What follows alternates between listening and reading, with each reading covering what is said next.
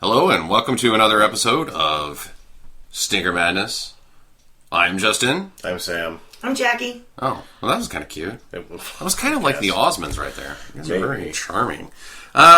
This is the main live, or not live, but main premiere episode of Stinker Madness for the week. We just got done viewing Invasion U.S.A. with Chuck Norris. A mulleted Chuck Norris. Bearded and mulleted. Bearded, mulleted, shirtless, Denim wearing Chuck Norris. I don't know, but it might be the first bearded Norris. You think? It might be. I can't say for certain. You know, I'd have to go back to my house and look through all of, because I've got pretty much his entire catalog, with the exception of A Force of One and An Eye for an Eye, because An Eye for an Eye has not been re-released in its original format yet. I've been waiting about 10 years for that. All right. So, what did you guys think? Well, I have seen it like 5 times. It's a silly movie. It's very silly. Oh my god, I fell asleep. Yeah, Jackie fell asleep in it, unfortunately. 95% of the way made it, and then fell asleep. So you fell asleep at the very end? Yes, I was like fighting it, and I kept opening my eyes, and I'm like, okay, and he's killing more people. Okay. That's basically what happens. There's the burn guy / villain. And then I open my eyes at the very end, and he's got 2 guns pointed at the screen, and then credits. No, he had the rocket launcher. Yeah, they had a rocket. You missed the rocket launcher Old West shootout. Yeah. The Mexican standoff, sort of, kind of. It was a grenade launcher duel. Yeah. Which, if you ever have to have a grenade launcher duel, I guess you should do it just like they did in a very enclosed office hallway. How do you know that that's a grenade launcher instead of a rocket launcher? I know, it is. I think it was a rocket launcher, actually. It was an RPG. Kind of. Not really. Norris's was. That was actually the slide-out RPG. I thought the RPGs were the things you screwed on at the end that the terrorists shot down helicopters with. Maybe that is an RPG. Well, you know, it's key a rocket-propelled grenade. True. Of this movie was, it's time to die. Yeah, it's time to die. Really? When? You keep saying that. You should never kill the guy. Yeah, he blows him up real nice. Until the very, very end. Did you notice at the end when he blows him up that they slow-mode, and there was intentional, like, it wasn't just explosion out of a window, but there was like a head and a foot. Yes, right. There was body parts in the explosion, so that you could... That was dramatic. Visually verify that Rostov he is 100% lunch meat. Yeah, he's in pieces. There's bits of him on the street. You can verify it. There will be no sequel because you now have proof. Actually, you said there is a sequel. But he's not in it. Rostov is not in the sequel. I know the Matt Hunter character is once again brought back, but with Michael Dudikoff instead. Who apparently they put Steve James in that movie too. I don't know who Steve James is. He's the black guy in American Ninja. Huh. Like, the American Ninja isn't really just Dudikoff, it's Dudikoff and Steve James. They're like a team of karate guys. And oddly enough, Steve James is in a Delta Force with Chuck Norris as well. There you go. Meanwhile, Jackie's still falling asleep. She just can't stay awake. Really? Well, that's just good radio. It's just... Well, you know, the best part... Okay, I had like 3 really good things that I liked about this movie. Okay, so the first one was the first villain scene, or actually, it's like the second villain scene, but when he's in there trying to sell the cocaine, and and this lady's sitting there with this, like, piece of metal pipe, sniffing up the cocaine. Straw or something. It looked like it was metal. And he shoved her head into it, so she comes up, she's got the cocaine straw stuck in her nose, and then he shoots the guy, the other guy that's in the room with him, in the dick. The amazing thing about that whole scene was it seriously went from 0 to 60 in like half a second. That's the like, thing. The scene's really boring. Holy crap! That's the thing with Invasion U.S.A. is that every sequence is like it just goes stagnant, and then all of a sudden dialed it back to 11. There's no guys medium getting shot pacing. In the wieners. He's throwing women out the window and like blasts all the guards. That was a crazy scene, and that was the only scene that Billy Drago was in. Like, yeah, and he got top billing. He was the fourth name in there. Yeah, and he was in it for like 3 minutes. And you know what's really weird is what the fuck was the point of that? Like, I don't know. He finds the drugs. And then he tries to sell the drugs, but then he doesn't take the drugs when he takes off. Yeah, he's like... Because you would expect him to shake kill hands. them, This take is the business money done. and the Yeah, drugs, and he doesn't take anything. He just shoots everybody and is like, well, I guess I'll leave now. He just shows up. You just shot your source. You can no longer sell drugs to that guy anymore. And you didn't even want the money. You just do you wanted even to shoot sell him in the drugs to begin with? Do you what? And why are you invading the USA? So the whole that never gets answered. Okay, no, we have to stop. Go ahead with your other 2 items, and then we're gonna break it down. Okay, so the next thing that I really liked is that there was a pet armadillo. Yes, the armadillo. That armadillo is awesome. It is really unfortunate that there wasn't more armadillo. I needed more armadillo. Yeah, I liked that when Chuck Norris's character Hunter, Mr. Hunter, has a pet. Mr. He's no Mr. has a pet armadillo in his shantytown. Yeah, but he's only in the beginning. He's just only in the beginning. And he's so cool. And then he's probably actually gator food right after you see him last, because Chuck Norris just abandons him. Yeah, you don't see him ever That again. Dillo's not going to survive in the Everglades. Well, I mean, you immediately assume that the Dillo doesn't make it through the explosion. Right. But then you see him, you're like, oh, he made it. He's alright, hooray. Oh, he's gator food. Or something. He doesn't, yeah. Lastly? The last thing is that Chuck Norris is completely calm throughout this whole movie. Every time he's kicking ass, right? He's always there. But my favorite one is when he's trying to find burn victim evil man. And Rostov. And he's in a bar, and this guy's like giving him shit, and this dude's like drinking a beer with like this glass bottle beer, and Chuck Norris just grabs his hand, squeezes it really hard, and makes the guy break his own beer bottle in his own hand. And then the guy's like, and Chuck Norris is like, yeah, fuck you. And then just walks off to wherever the hell he was going anyway. Here's the funny thing is when you handed us the DVD yesterday, and I looked at the cover, I'm like, he's holding 2 guns and pulling the trigger, and he has seriously no emotion on his face. None at all. Like, everybody's dying, but I don't care. And that's how he was through the whole movie. Like, it's one of calm as shit. Like, deadpan. Because posters are usually not all the way on. The poster for Invasion USA is a 100% except for dead on balls. The Capitol building is in it. Oh, there's a Capitol building. Yeah, there's a Capitol building. Oh, there's no Capitol building in the movie. So it's just like any other one. So let's try to make sense of this thing. Maybe we can retroly figure it out. The movie starts out with a boat full of Cubans trying to escape into Florida.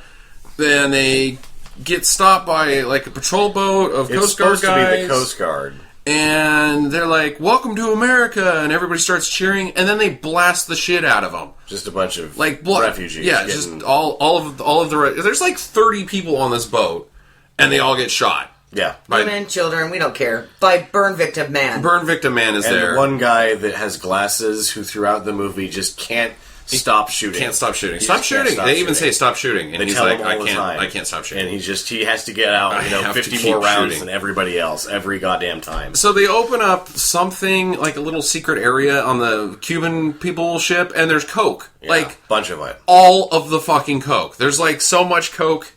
There's no way these guys would be refugees. Like, our life is so hard. No, you have all of the coke. You are a drug lord.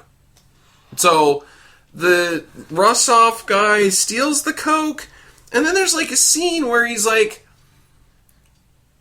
giving it to somebody. So they do that. Then you just see Norris fanboating. Oh yeah. Then you go to that night where the FBI has found the original crew of the U.S. Coast Guard boat who has been killed and their uniforms taken, and so that pantless men, dead men. Yes, just a pile of shot up. There's really one no pants dudes in the shot. There's like everybody's laying on each other. They're obviously real people in white t-shirts and white tight underwear, and they're laying on all each other, and they're kind of keeping their hands to themselves, except for this one guy has a hand on a big fat ass, and it's just great. Like, what? He's just getting, like, cameras on, I'm grabbing another dude's ass. Could you imagine, like being the guy that's getting molested? You're an extra, and you're at the bottom of the pile. Yeah. And you're like, do I really have to be the... Shut up, extra. You just do your damn job or you're not getting any paycheck. And then all of a sudden, the guy that's got his hand on another man's ass pops a boner. Oh. And you're underneath him. Cut! No, you're an extra. You don't say cut. We gotta get this shot right. Quit talking. But, shut up! Yeah, no, that's great. So anyway, they see the FBI has got it figured out that the Coast Guard has been waxed for whatever purpose. They do? I didn't get that. No, they're like, these are Coast Guard guys, they're dead. No, because Rostov was there talking to the guy. Like, Rostov was not there. No, the FBI, there's the 3 FBI guys that show up periodically, and they're like, who's been in there? The Coast Guard brass, some police, and a reporter. And then you meet the reporter who barely serves any purpose. Shitty April O'Neil. Who apparently was supposed to be Whoopi Goldberg. Yeah, Whoopi Goldberg was supposed to be in there. Norris wanted Whoopi Goldberg, and Zito told him to fuck off or something. That was probably a good call, even though shitty April O'Neil wasn't much better. But so they get the coke. So you're going too fast, because then you see Norris in the alligator catching alligators. Catching alligator, yeah. Norris, American but all you need to know is that Eagle John. John Eagle, yeah. Norris has a buddy named John Eagle, and they live in the Everglades. That's all that provides. And John Eagle evades his taxes. Yes, he does not pay taxes. Or something. He's collecting Social Security, but still moonlighting as a guy who does whatever. Airboat rentals. Airboat rentals. He has a restaurant. He captures and sells alligators. Yeah, you could almost make a movie about John Eagle. You actually could. That guy was awesome. Yeah. And he did shoot somebody before they he shot like 3 guys. Oh, that's right. Yeah, with a shotgun. From quite a distance. So. Yeah, he did a nice job. But I guess, yes, the next thing that, plot related would be Rostov. And the Billy Drago. In the Billy Drago sequence. So he goes and sells the coke. And you think that he must be selling the coke to fund the terrorism? You don't even know he's a terrorist at that point. You don't, but, having seen the movie, you would then think, well, he must have been selling the stolen drugs to fund terrorism, but he doesn't take any money. He doesn't do anything. He just kills Billy Drago, shoots him in the dick, and then throws the lady out the window. Talks to his buddy Nico, who's the worst Nico ever. Yeah, he's supposed to be Russian. He's not Russian at all. Hey, speaking of which, I kept asking during this movie, are the bad guys Russian, German? We don't know. What the hell's going on here?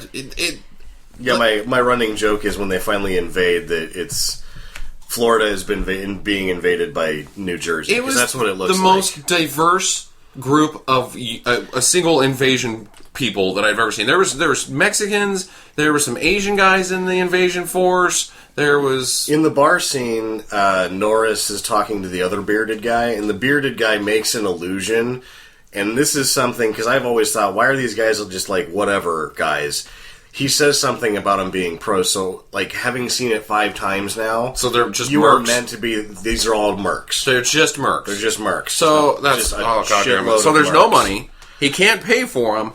And they don't have any vested interest in this invading the suburbs. The phone call between Nico and Rostov when Billy Drago's scene there is implied that they get the money, and then I guess he just leaves the drugs, the small amount of drugs. Okay, well let's just do them a solid and say that he takes the drugs. We are to assume goes and hires some mercs, and eventually they invade the United States, Florida, Miami specifically. But why? Why does he want to... Why? Yeah, there's no why ever. Because all of a sudden it's Christmas time and he's just a fucking dick. So he really is just Scrooge. He's just a terrorist. He's just Grinch. Terrorizing for purposes of terrorism. I was waiting for him to stuff the tree up in one scene. Stuff the tree just up. Go over and cut the Christmas tree down to these people's yard and just shove it into his car, take that, I'm the Grinch, and then I'm going to blow your house up with a grenade launcher. Yeah, because you don't really expect him when he first shows up to blow up every fucking house on the street, which is what happens. That's his first tactic, is they invade, storm the breach, they kill a couple teenagers who are making out, and then... Get into milk trucks. They get into milk trucks and drive to, the most pleasant street you could possibly imagine in some suburb and blow the fuck out of it. Yeah. Just shoot the hell out of it with one rocket launcher. And the funny thing is that, the buddy, what the hell was Nico. He's like, I'll do it. I'll blow this place up. And Rostov is like, no, I think I would like to blow this place up. Can I have that rocket launcher? And then The Nico guy just kind of stands there, arms at his sides, and just, while, like... They blow up, like, 6 job. houses while it's Christmas time. And so, that's their technique for... But the moral of the story is don't buy your house next to a stop sign, because in this movie, all the houses that got hit were right next to a stop sign. That is true. That is true. It was really weird how that was set up. So he blows up Invasion 123 Crestmont Street. Without breaking any traffic violations, because he was stopped at the stop sign before he took off. Well, yeah, I mean, you gotta be careful. The other, before that, I forgot one of the best lines, because there is a lot of awesome good lines in this movie, and Norris is talking to John Eagle. He's like, "What do you want to have for dinner? We can have some frogs." Or he's like, "These ones are live and fresh." Yeah, here's some frogs. We'll boil them, we'll cook them, we'll barbecue them. Whatever you want, yeah. Norris is, God, I'm sick of frogs. And it's like one of the only believable lines in the movie is like, "Oh man, I bet he has been eating frogs for a long time." Frog. Like, there's nothing else to eat in... You're not eating the gators because you got to sell them to people for whatever you can't purpose. Suitcases. Can't eat the dillos because they're your pals. Yeah, pretty silly. So they invade the suburbs. Well, that was right, and then Rostov tries to put a hit on Norris, which doesn't work. The armadillo survives as well. John Eagle, they blow up his house. They kill John Eagle. John Eagle takes a few with him, and then right after that, they figure, okay, we're in the clear. This Matt Hunter's out of the way. He's dead. We can now invade the U.S.A. He's also been exploded. Yeah, so we can now invade the U.S.A. Yeah, we're good. We're good now. We're free and clear for invasion because of this one guy who was basically just minding his own business. And was going to mind his own business, as he said to who you are supposed to believe is a CIA guy that shows up periodically when it is convenient to the plot of the movie. Who also had a weird Russian accent. Yeah. Did he? Yeah, he did. It was like, so this guy's like a foreign... You're talking about the Jodan Baker looking... No, that's the FBI guy. I'm talking about the guy that goes into his shack at the beginning, and then Norris sort of like comes out of the dark and starts choking him. Oh, that's right. He's the CIA guy. The other guys are FBI guys. Huh. And you are to assume that Matt Hunter himself was at one point a CIA operative. Yeah, you are led to believe. Or some...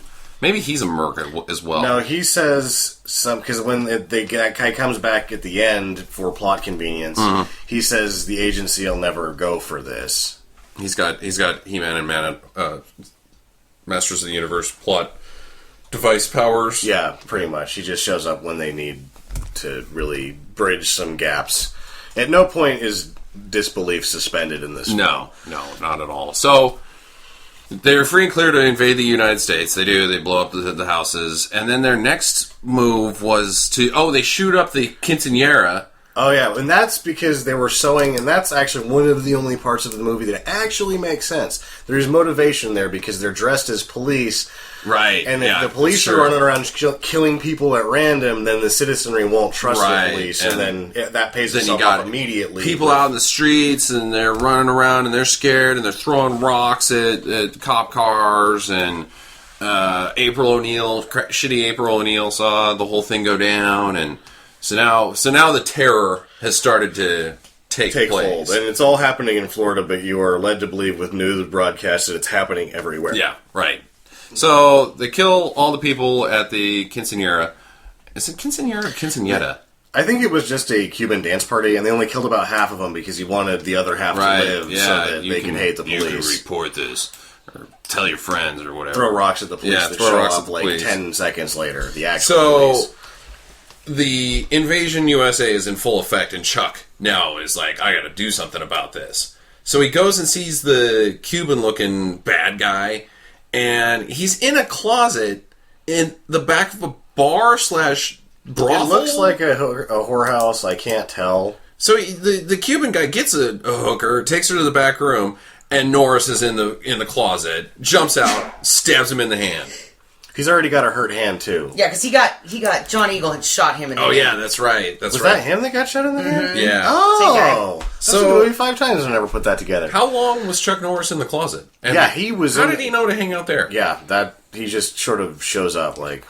Throughout the movie, he does that. He just knows magical. He's got secret. I know where everything is. Powers. Yeah. And what's going on and where I need to be. But that whole scene with the Cuban guy in the hooker hotel room thing, that was pretty funny. That was pretty funny. And the poor bastard that has the Cadillac that's just trying to wash his car, then the bad mercenary guy shows up, runs over his wash bucket, tells him he's a cocksucker, and then fucking goes inside and tries to bang a hooker, and then Norris is already waiting, laying in wait. Yeah. And then the poor guy that was like washing his nice car like comes up, what the fuck is going on here? And then Norris fucking threatens him, so he brings his friend back, and then Norris kicks the shit out of everybody. He says, specifically, if you come back in here, I'll hit you with so many rights, you're going to beg for a lift. Yeah, that's Roman's favorite line in the movie. He says it all the time. Awesome. And he also wanders around and just whispers Rostov to me sometimes. I'm just like, stop doing that. Like, he loves this movie so much, it's ridiculous. So then Chuck throws a grenade into the room with the guy that's got the stabbed hand, and he can't get out. So he's got a live grenade trapped in there with him. So he hucks it out of the window, and it goes straight into the guy's Cadillac. And all that guy explodes did the Cadillac in the whole movie was try to wash his car. And he gets the shit kicked out of him and his car blown up for his trouble. Just for standing there washing his car. That's what you get, though, for washing your car outside of a brothel / bar thing. I don't know. So now Chuck knows what's going on with the Invasion USA. He's got the info. He knows that they're going to hit the mall next. Yeah. Basically is all he knows. So they go to the mall. There's like one of the new henchmen. You've never seen him before. He's got like a shopping bag, and it's Christmas time. And there are so many fucking people in this mall. It's just an impossible amount of people. Like, there's so many extras in this movie. It's ridiculous. And, you know, another example of the movie, like, slowing down to, like, a 2 pace before it goes back up to 11 is that bullshit that happens between the kid and the security guard with the gum. Guard, there's just... Like, it doesn't even need to be... It's not really funny. And why is the security guard guarding the... Okay, so the security guard is guarding a Nissan truck that's on display. Yeah. And the little kid takes out his gum, he stands there for a while, and then he takes out his gum and he throws it and hits it at the windshield. And sticks onto the windshield of this Nissan truck. Right. And it's like, what the frick was the point of that? Nothing. It's like, I think it was supposed to be comic relief, like those silly kids and those silly security guards. But it was really just okay. And then so the kid takes off, and Mr. I Can't Stop Shooting Everybody has a bag in his hand, and he wanders around. Was that Frank Stallone? That's the same guy. Yeah. Shitty Frank I thought Stallone looked like Shane Black, but it's not Shane Black because I looked at IMDb. Yeah, I thought he looked like shitty Frank Stallone. It wasn't Frank Stallone either. So he's got a bomb in a bag, and they're going to blow up the mall. And it goes kind of awry, but the bomb still explodes. The bomb explodes, but then Norris fucks up the mall 3 times as much by stopping it. Yeah, the bomb he drives his fucking truck mega right disappointing. through the front of the mall. Like, it, knocked over... He blew up part of Hallmark. Yeah, knocked over a display stand. That's how big this bomb was. It was like... It threw barely a guy did into anything. Some greeting cards. So they didn't... Their plan was to blow up the mall, but in no way, shape, or form did they have the ability to blow up the mall. No. So Norris drives through the fucking front of the goddamn thing at full speed, crashes his truck into his store, destroys it, He goes to 4 stores. And then he backs up and starts driving through the mall to run these guys over that are in there shooting up the mall now. Mm-hmm. But I'm pretty sure the lingerie store got the worst of it. Now, the bad guys... Yeah, and the lingerie store. Yeah, the lingerie store get fucked up real bad. Now, the bad guys, shitty Frank Stallone, they hop in the Nissan. Yeah. That was on car display. chase scene between 2 trucks in the mall. Forget the beginning, the first sequence of the double... And I don't know if they're M11 9s or if they're mini Uzis or what they are, because there's so many different clones of the original Mac 10, but none of them are actually Mac 10s.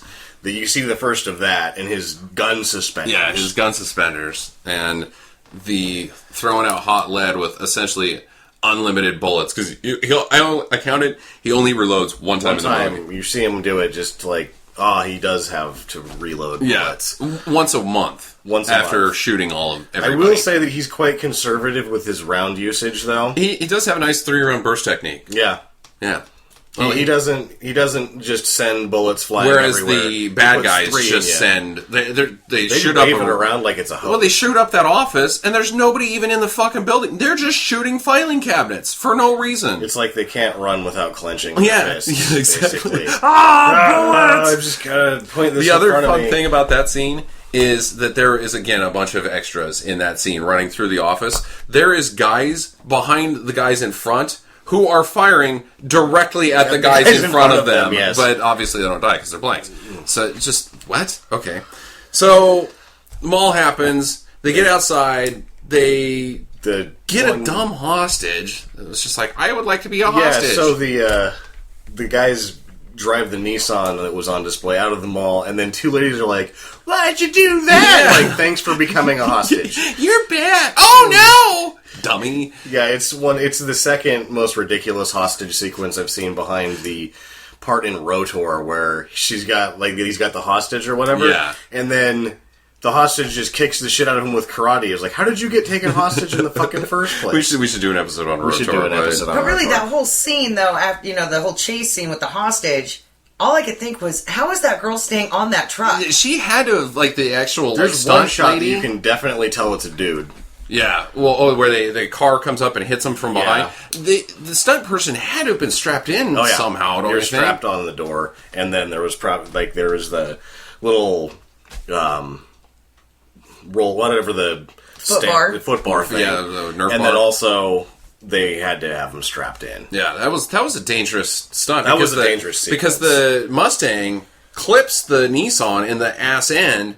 And it's maybe the front of the car hits maybe 2 feet behind the stunt person, and they're doing they're not driving slow. No. I know how to make it look like you're going fast when you're shooting slow, but they were actually doing probably 35. 30, yeah. And even when they're not running into each other, the Nissan is just swerving all to the over the point place. that it's 5% away from just tipping, because those are not stable No, cars. they're not. And that one was jacked up a little bit as well. Yeah, that one, it was like, whoever was driving that was a good driver, because he was getting it right on tipping point, back and forth, over and over again, with somebody that would die if he did not tip crushing that poor person. So they kill... No, that wasn't Frank Stallone. Shitty Frank Stallone. No, because the car blows up. He's in that's the movie end later. of it. No way. I I saw him later in the movie. He keeps shooting, and he can't stop. He's got the shotgun, and the guy's like, stop shooting. That happens after before. That was the police.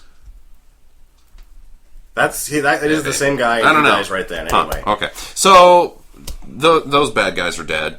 And that's because they kill themselves because the guy was going to throw a grenade at Norris, but he drops it in the truck, and then they blow up. I think Norris ran into him. No, he was going to throw the grenade. He was going to throw the grenade. And then Norris runs to the Mustang. He's the reporter's Mustang. Up.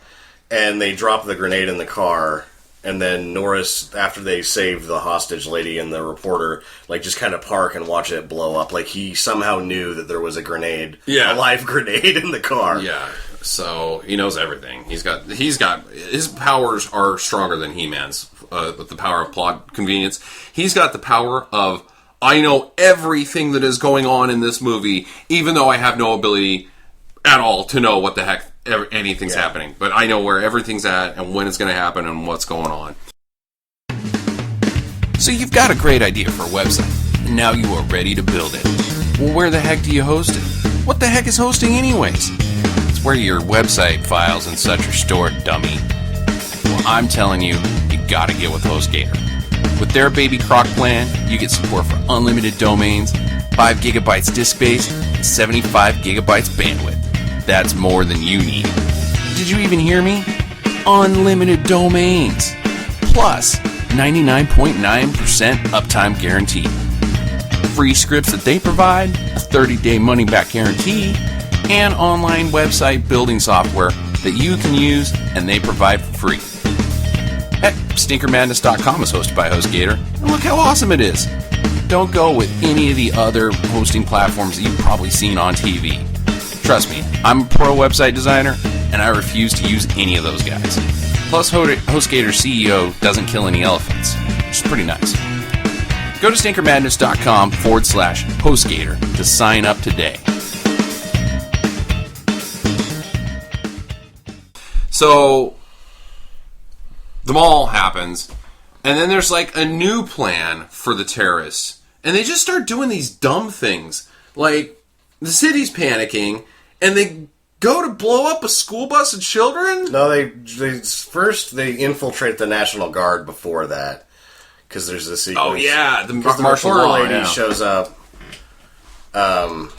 there as well. She just... is barely part of the movie, but she's in all these shots. It's ridiculous. She also has the power of knowing where everything is happening. Yeah, half the stuff happens when she's there. And then the only stuff that doesn't happen around Norris happens around her. Oh, I know what it was. Their next plan was to essentially the church. You blow up the church. So this is the turning point in this movie. As soon as Chuck Norris stops them at the mall, he stops them everywhere. Like, none of their shit is now working. Yeah. Their plan is failing miserably because Chuck Norris is just everywhere. Except for the fair. Except for the fair. And he does say, for every one that I stop, 10 more go. There's 10 more that I can't stop or whatever. I didn't catch that. But so they go to blow up the church full of people. Which is one of the sweetest, most ridiculous things in any movie ever, where they try to blow it up with a suitcase bomb, and it's not working. And then Norris is above them on the rooftop with their bomb. Yeah. That he's cut the wires to just enough that he can throw it down and then reattach it and blow them up. He's like, try it now. Yeah. Click. Boom. Explodes them. Really, that bomb would have only just blown up the church door? Yeah, it was also a disappointing sized bomb. Yeah.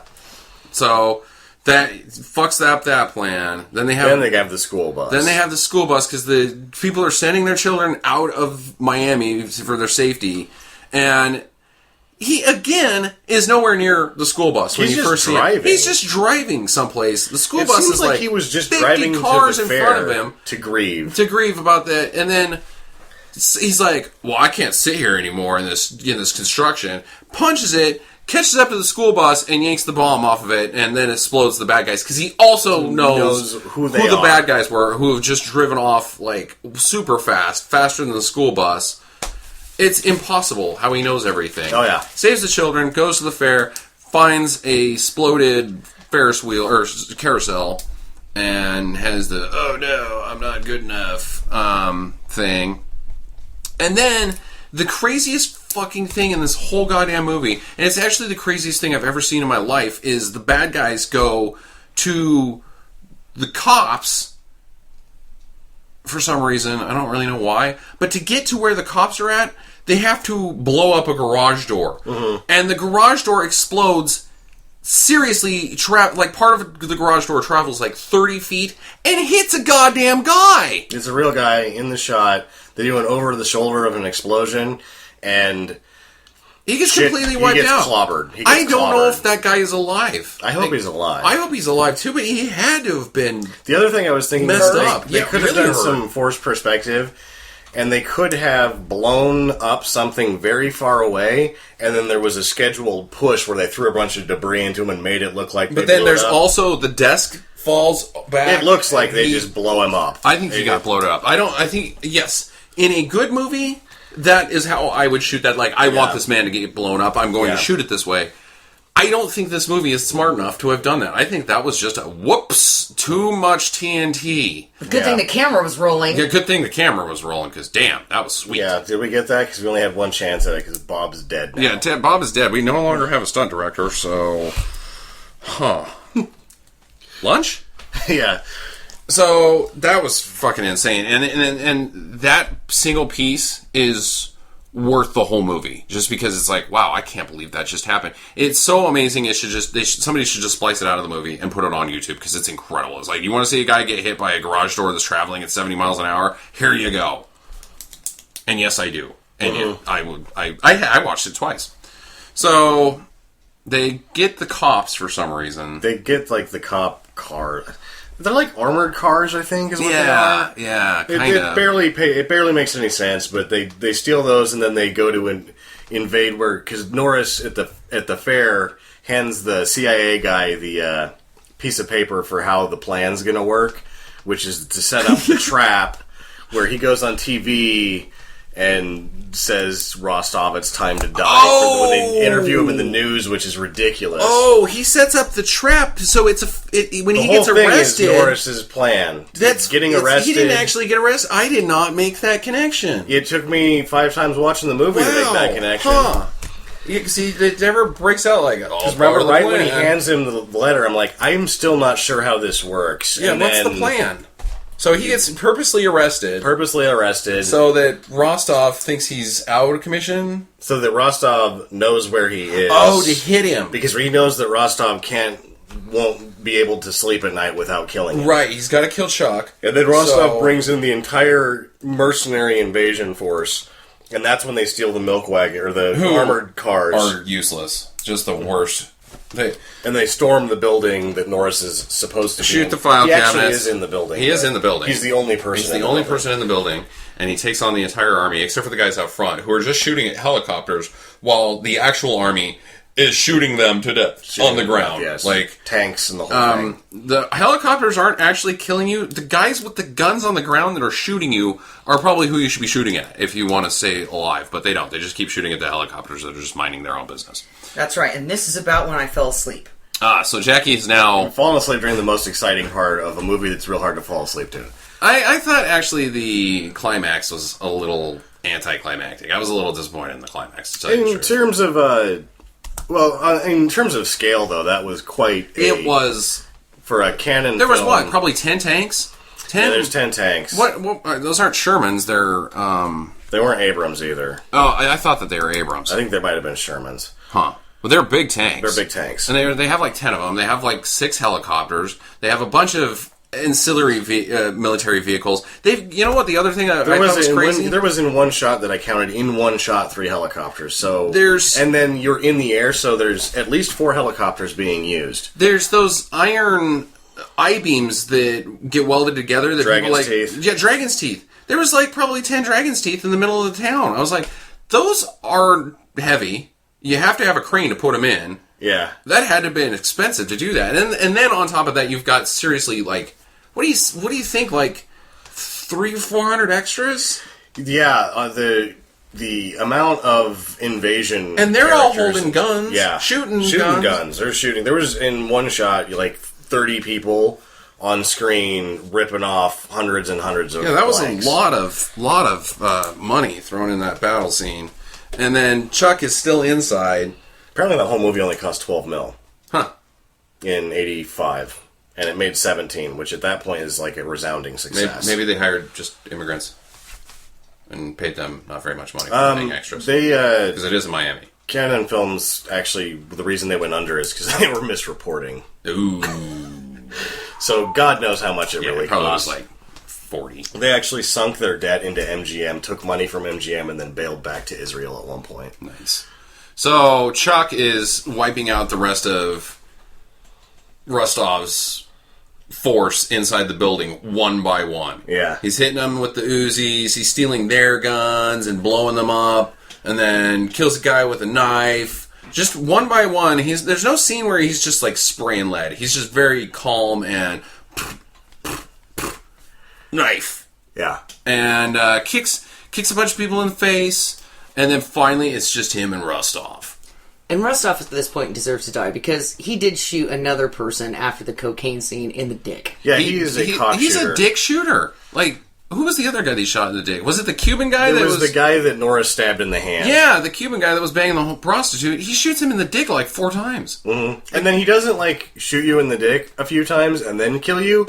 He kills you by putting enough holes in your dick that you're going to bleed out painfully. He doesn't just shoot you in the dick. He pulls your pants open and then puts the gun in your pants and then shoots your dick off. Yeah. And then just kind of fills up your crotch with hot lead and then leaves you. You got underwear filled with lead. That's the way he kills people. Yeah, you're right. Rostov was just a bad guy. He's the worst of bad guys. He's a really bad guy, actually. Usually in shitty movies, the bad guy's just kind of... he doesn't make any sense. He just wants to blow everything up, and families, and Cubans, and wieners, and armadillos. He's just a terrible man. So, just Norris and Rostov... And start with a fist fight. Norris kicks the shit out of him. Like, Rostov doesn't even have a chance. Doesn't get in a punch. Where he gets, the second time he kicks him over a cubicle, because he kicks him over 2 cubicles. Yeah.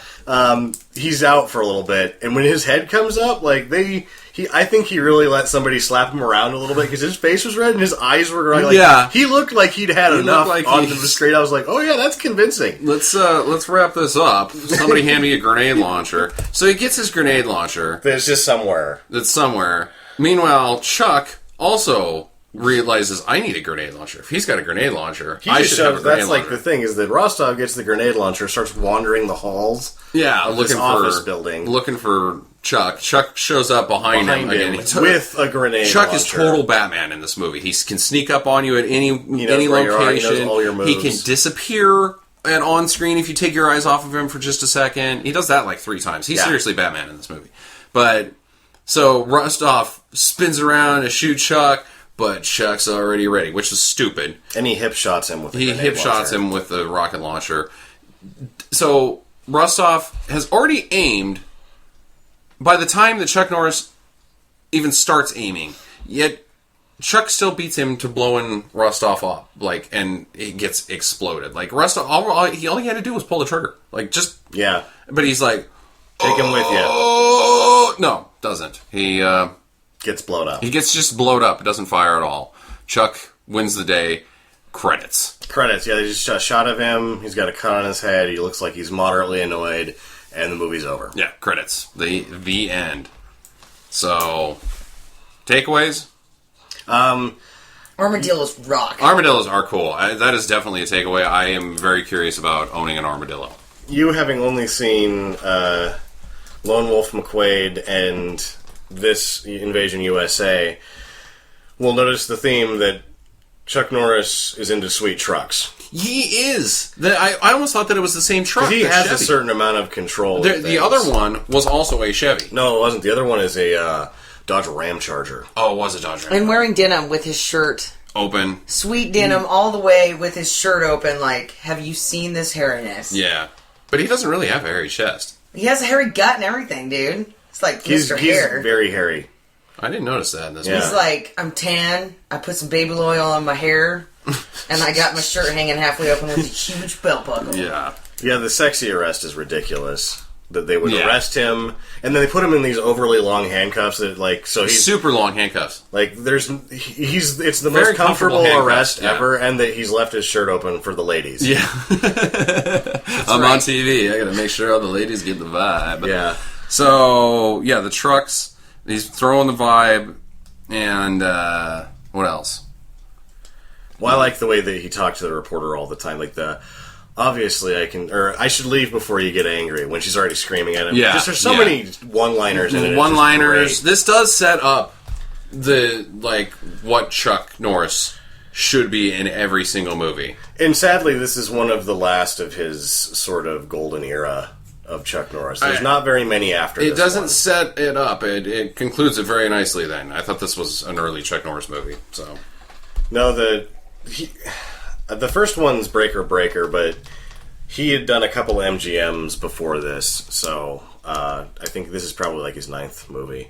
Something like that. I should have looked that up, but yeah there's a few more big Hollywood it's 1985, ones that come after, but once 90 hits, Norris is starting to get into the direct-to-video market. Right. Or really, at that point, he's getting he's 55 and he kind of just doesn't care. Right, yeah. I'll work today. So, recommend? Would you recommend it, Jackie? I recommend it. I recommend it. Yeah, I think it's good. It's not Hall of Fame material. I wouldn't put it on any of my favorite lists.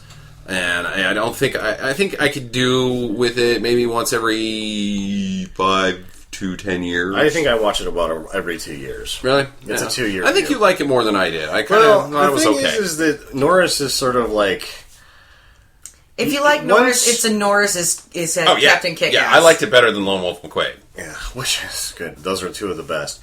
But yeah, once you kind of once you've seen all the Norris movies and you kind of know what you're going to get, it's one of the more entertaining. It's not one of the better movies. I think my favorite when it's entertaining, but some parts I was just bored with it. I was like, fucking get this thing going. That's why I fell asleep. Yeah. It was taking too long sometimes to get to the it's either 0 to 11 action. Yeah. It's not moving at all, or it's exploding in the movie. Just so many shots of people just shooting guns. Just so many shots of I am shooting a gun. I eventually get tired of gun shooting if nothing's happening. If there's not holy shit, shooting a guy in the dick and throwing a lady out the window. Like, I didn't see that coming. But if it's just guys shooting at each other, I get kind of bored with that. You know? So, if it's not, you gotta have a car jumping while people are shooting at each other. Which there is that Nissan took a jump in that movie. Pretty solid jump. Mustang also took a jump. Took a solid jump. That was pretty cool. The Nissan took a jump with a stunt person on the side. Yeah, with a stunt person attached to the side of it that was driving all crazy. That was crazy. Yeah, the stunts are bananas. Stunts are bananas. I do recommend it. I think that it's definitely worth viewing. I don't think I like Chuck Norris. I'm sorry. Well, you don't have to be sorry. Most people don't. Yeah, I do. I've been a fan since I was a kid. Yeah, I like Chuck Norris. He's no Stallone. It's just, the thing with Norris is Schwaz, and I just am like, well, they have expression. The thing about Chuck Norris is that he is so soft spoken, in contrast to beating the living shit out of people. And there's an allure to that. And I just don't like the way he looks. No offense, Chuck, but he just seems like a yacht rocker. He just looks like a yacht rocker, and that's why I like the tight Norris, that he just has a normal haircut and a mustache. I think that, like, Good Guys Wear Black, Force Vengeance, Eye for an Eye, I believe The Octagon, Missing in Action.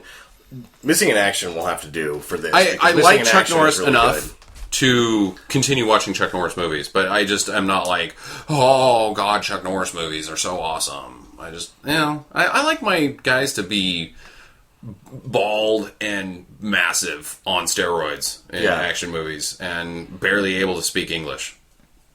I don't know why, but anyways, really, Statham is sort of like the second coming of Norris. He does the same fucking shit. He's bigger than Norris, but he does do the same thing, except for his movies are mega ridiculous compared to Chuck Norris's. They're like kind of portrayed to be the Chuck Norris believable. Movies. The Octagon is ridiculous. I don't know. We'll get to that. Jackie? I'm good. Sam? Oh, I was going to talk about the, because we're like, what are the motivations? Glenn Globus are Israeli. And they always wanted to make these action movies about terrorism, but the hardline American politics is that drugs are bad. So that's why there's drugs mixed in with terrorism, and none of it makes sense. Huh. Well, good for them. I guess they got to say what they wanted to say. They do with Delta Force, not with that one. Huh. Now I'm done. Well, on that bombshell, don't get herpes. It stinks.